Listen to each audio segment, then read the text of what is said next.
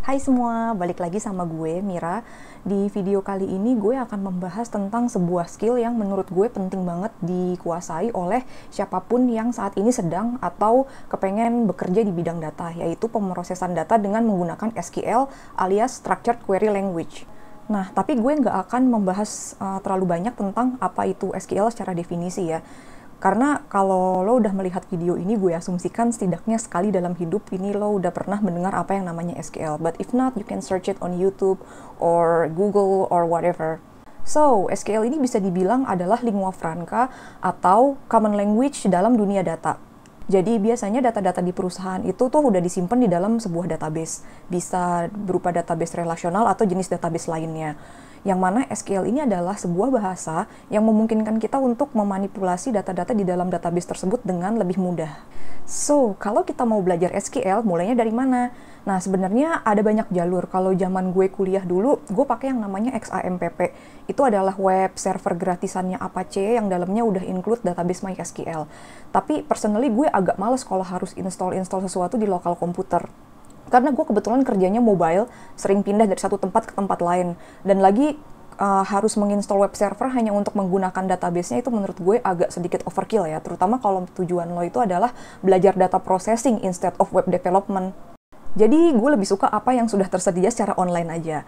Sebenarnya lu juga bisa belajar dari online course yang menyediakan platform sendiri untuk belajar gitu. Kayak misalkan Codecademy atau sejenisnya. Jadi kayak mereka punya platform sendiri di mana lo bisa coba-coba query SQL. Tapi kalau gue lebih suka langsung pakai tech-stack yang sering dipakai sama perusahaan ya. Karena menurut gue itu lebih relevan. Misalnya pakai Google BigQuery yang ada di Google Cloud Platform. Nah, Google BigQuery ini sendiri adalah serverless data warehouse solution dari Google, di mana di dalamnya kita itu bisa bikin dataset, bisa bikin table, query, ngolah-ngolah data secara lebih mudah. Dan Google BigQuery itu sendiri adalah part of Google Cloud Platform atau biasa gue nyebutnya GCP. Jadi sebenarnya environment GCP itu ada banyak banget servisnya. Ada buat data warehouse, ada buat ETL, web server, buat machine learning juga ada, data engineering, banyak lah. Tapi yang bakal kita pakai sekarang itu cuman BigQuery-nya aja. Nah, menariknya nih, Google tuh menyediakan free tier untuk BigQuery ini. Jadi Google bakal menggratiskan penggunaan BigQuery sebanyak 10 GB storage dan up to 10 terabyte query per bulan. Nah, menurut gue ini good deal banget karena kalau lo cuma pengen belajar doang dan datanya juga nggak sampai 10 GB, lo basically nggak perlu bayar gitu. Emang di awal dia bakal minta informasi billing kayak nomor kredit card, tapi nggak akan ditagih kecuali kita over limit pakai query atau storage-nya. Gue sendiri masukin nomor Genius gue karena gue nggak punya CC ya kebetulan. Bahkan akun yang gue pakai sekarang itu kayak udah expired payment-nya. Tapi kelemahannya kalau pakai free tier-nya BigQuery ini ya modenya masih mode sandbox. Nggak semua fiturnya ke-unlock dan lo harus cek berapa lama table yang lo buat itu bakal disimpan gitu-gitu ya. Namanya juga sandbox lah ya, tapi udah cukup sih kalau misalnya untuk belajar aja. Keunggulan lainnya kenapa gue suka pakai BigQuery atau gue biasa nyebutnya BQ, itu karena kita juga bisa ngakses public data source dari berbagai tempat yang di-host sama Google gitu. Jadi kalau misalkan lo pengen mencoba exploratory analysis, ya this is the place lah. Lo nggak perlu lagi nyariin dataset itu satu-satu, beneran tinggal pakai aja. Dan data-data yang di-host di Google ini juga banyak yang sudah dilengkapi dengan definisinya. Tadi kan gue nyebut kalau untuk yang free tier itu ada 10 GB storage, tapi untuk Google Public Dataset ini itu nggak akan dikenakan biaya lagi. Jadi ini kalau lo lihat nih, ada banyak banget nih dataset yang bisa lo pakai di sini. Ada dataset COVID, ada dataset crime, dan lain sebagainya. Berbeda juga dengan dataset kayak di Kaggle, public datasetnya Google ini udah dalam bentuk BigQuery table. Karena jumlah datanya juga kalau gue lihat lebih besar daripada apa yang biasanya bisa kalian dapetin di Kaggle gitu ya. Kalau di Kaggle itu biasanya cuma berapa megabyte, ada sih yang gigabyte tapi jarang banget gitu. Kalau di BigQuery rata-rata tuh udah kayak 1 giga atau berapa ratus MB kayak gitu. Nah, di sini kalau lo coba ketikin, misalkan kita cari satu dataset ya, namanya mungkin crime. Nah, di sini lo bisa ngelihat kayak dataset apa aja yang namanya itu crime gitu di BigQuery Public Dataset ini. Dan lo juga bisa ngepin si projectnya BigQuery Public Data ini just in case lo suatu hari membutuhkan data-data publik yang pengen lo akses. Nah, kita bisa coba klik salah satu dataset yang ada di sini. Misalnya gue pilih Chicago Crime. Nah, di dalamnya dataset Chicago Crime ini ada table yang namanya crime. Kalau kita klik table ini, itu kita bisa melihat skema apa saja yang ada di table itu, kayak kolom-kolom apa aja yang ada di table itu. Terus kita juga bisa ngelihat detail tabelnya, kayak size-nya itu berapa giga dan ada berapa row di situ. Di sini kebetulan ada 7 juta row ya. Ya lumayan banyak lah. Kalau untuk belajar ya cukup sizable. Dan juga di sini ada deskripsinya. Ini adalah crime dataset di Chicago. Ya walaupun nggak banyak-banyak amat juga deskripsinya, tapi di sini udah dia ngasih. Dan kita juga bisa nge-preview seperti apa sih sebenarnya data si crime ini di dalamnya. Kayak oke, berarti dia ada date ini dalam bentuk timestamp. Nah, kita bisa ngelihat contohnya kayak gimana.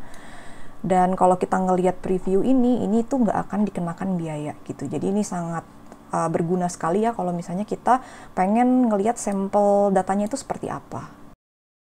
Kalau lo pengen bikin query baru, lo juga bisa klik tombol compose new query ini, atau kalau dari table ini lo bisa langsung klik query yang ada di sini. Jadi dia langsung akan menampilkan statement yang bisa kita gunakan untuk melakukan query. Nah, tadi gue sempat bilang kan kalau SQL itu memungkinkan kita untuk ngambil data dari table ini semuanya atau hanya sebagian dari kolom dan row yang ada, baik dengan ataupun tanpa kondisi atau filter tertentu. Nah, di sini SQL statement yang paling dasar dan yang paling penting untuk diketahui itu adalah select from. Misalnya dari data ini kita pengen ngambil semua kolom dan semua row yang ada di dalam table ini. Nah, kita bisa menggunakan select bintang from BigQuery Public Data. Ini adalah nama dataset, nama projectnya. Terus Chicago Crime itu adalah nama datasetnya, dan Crime itu adalah nama tabelnya.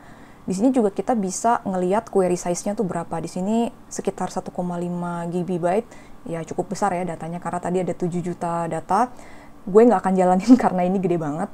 Tapi misalnya lo nggak pengen ngambil semua datanya, lo cuma pengen ngambil sebagian dari kolomnya dan juga sebagian dari row, itu juga bisa. Caranya lo cukup mengganti tanda bintang ini dengan nama-nama kolom yang pengen lo ambil gitu.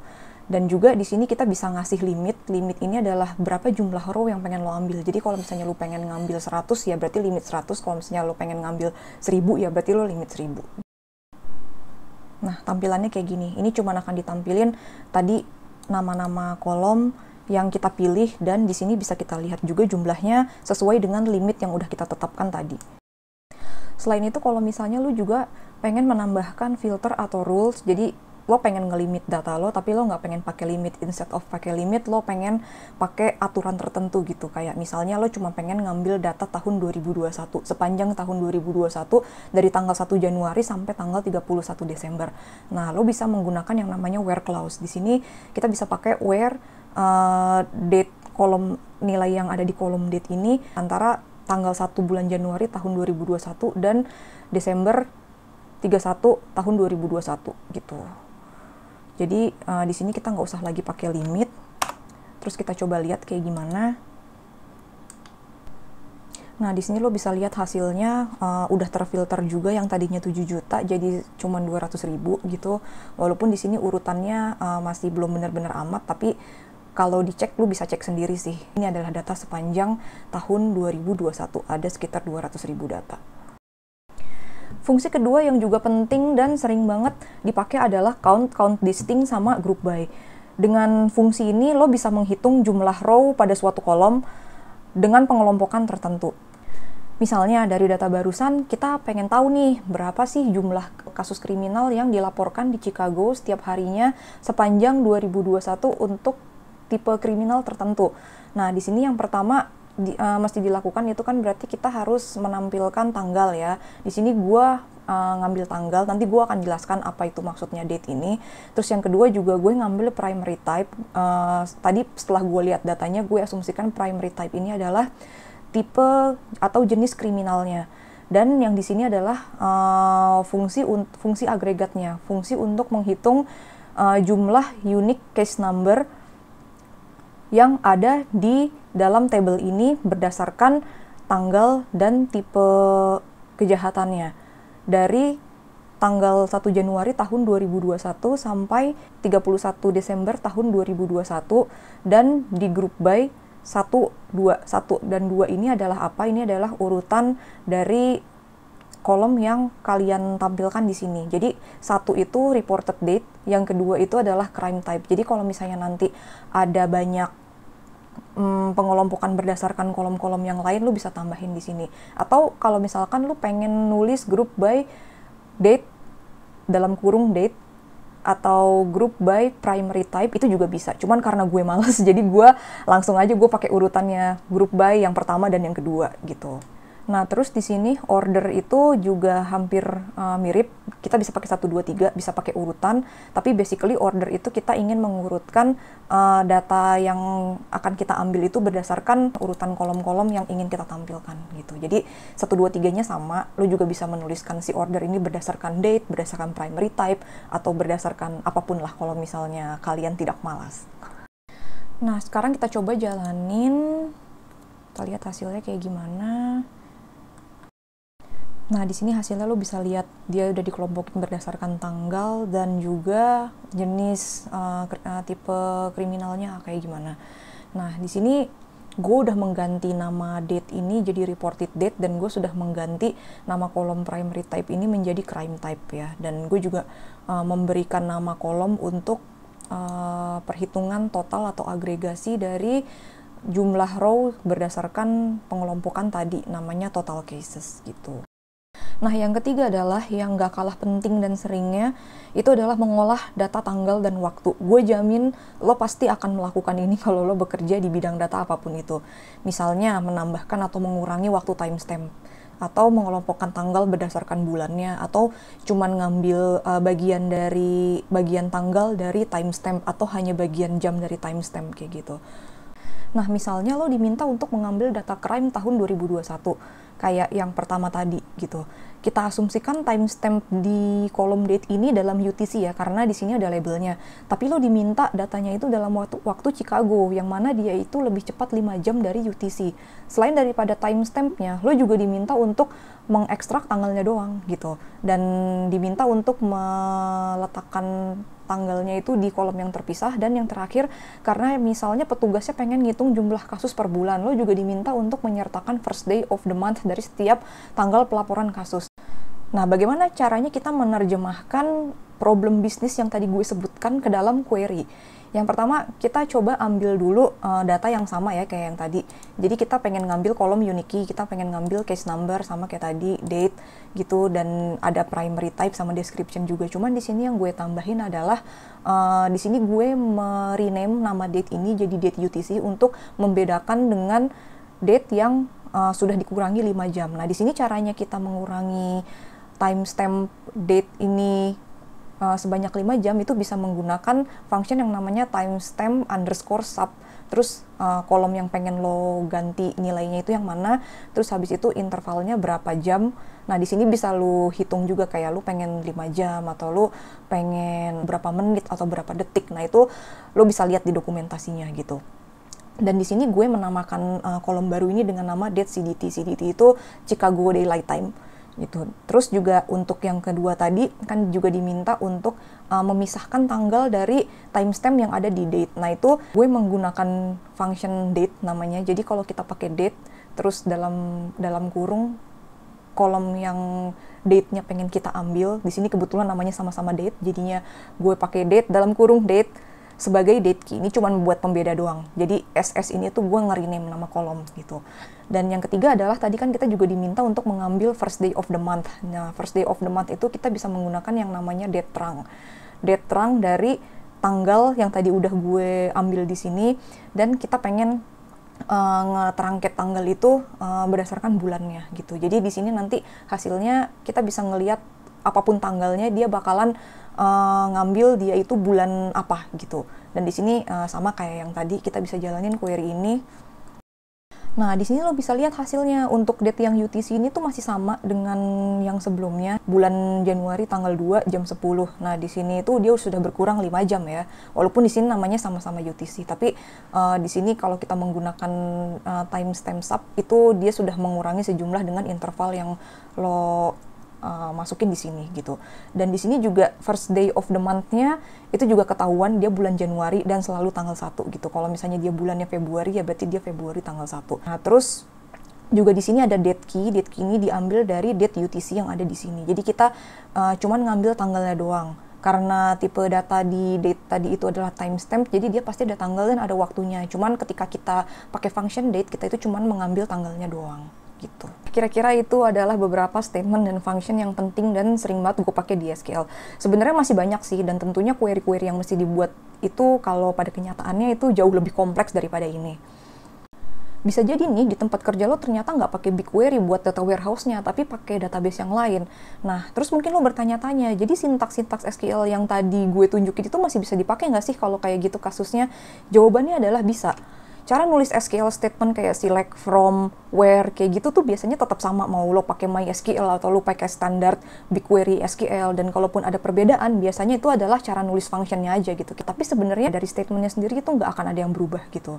Jadi select itu nggak bakal berubah menjadi bentuk lainnya gitulah. Di mana-mana dia tetap akan pakai select, from itu akan tetap from gitu. Nah, makanya di sini penting banget untuk lo memahami logikanya gimana untuk mendapatkan data yang lo inginkan gitu. Karena yang namanya sintaks atau cara penulisan format itu tuh bisa beda-beda. Tapi selama lo mengetahui step by step atau algoritma atau logika yang mesti diterapkan untuk mendapatkan data yang lo inginkan, semuanya ya akan baik-baik aja gitu. Akan ada Google dan Stack Overflow yang siap membantu kalau ternyata cara nulis functionnya beda, jadi jangan khawatir teman-teman. Kalau ada tips yang bisa gue berikan untuk kalian yang baru belajar SQL, apa ya, banyak-banyak berlatih dengan real case sih, itu aja, beneran. Daripada lo susah payah ngafalin semua function yang ada, nah coba deh di other way round, kayak lo punya problem data apa, terus coba lo pikirkan gimana cara mendapatkannya dengan menggunakan SQL. Nah kadang kalau misalnya kita lagi nonton online course atau kita lagi ngedengerin orang menjelaskan dan cuma dikasih tahu doang sama instrukturnya fungsi A, B, C, nah kadang-kadang setelah kita selesai melihat semua itu, kita ngerasa kayak kita tuh udah tahu banyak gitu, tapi ketika dihadapkan pada problem yang sesungguhnya, baru kerasa kalau kita tuh belum sepaham itu. Belajar dari real case itu juga membantu lo dalam menerjemahkan problem bisnis ke dalam query SQL. Sebagai seorang BI analis, gue lebih sering menggunakan SQL sih dibandingkan dengan Python atau R. Dan interview untuk role data itu kalau gue lihat banyak banget yang soal tesnya itu pakai SQL gitu, instead of Python atau R. Bukan berarti mempelajari Python atau R itu nggak penting ya gitu. Gue menggunakan Python dan R, tapi mungkin not in a way that people might think gitu. Dan menurut gue, kecuali lo kerja sebagai data scientist atau data engineer, pokoknya yang fokusnya itu bikin model machine learning, membuat data pipeline gitu. It's okay if you're not proficient in Python to start with, kalau menurut gue sih. Tapi ada masanya dimana gue menggunakan Python itu biasanya ketika gue memindahkan data dari satu tempat ke tempat lain, atau splitting data untuk report. Jadi datanya itu size-nya gede banget dan gue harus melaporkan itu dalam ukuran yang lebih kecil tapi formatnya sama. Nah itu biasanya gue menggunakan Python untuk splitting datanya gitu. Atau ketika gue harus membuat sebuah dashboard, itu gue pernah menggunakan R. Mungkin kalau lu pernah dengar menggunakan apa yang namanya R Shiny gitu. Atau misalnya kan bikin scheduler untuk data pipeline. Nah itu biasanya gue pakai Python gitu. Tapi ya itu gue pelajari on the job aja, seperlunya aja, sebutuhnya aja. But SQL is a must. Ya, kalau gitu sekian saja video gue kali ini. Selamat belajar buat kalian yang baru mau belajar SQL. Selamat mendalami bagi kalian yang sudah tahu tapi mungkin perlu mendalami SQL. Ya, have a nice weekend. Jangan lupa istirahat, jangan lupa bersenang-senang. See you in the next video. Bye!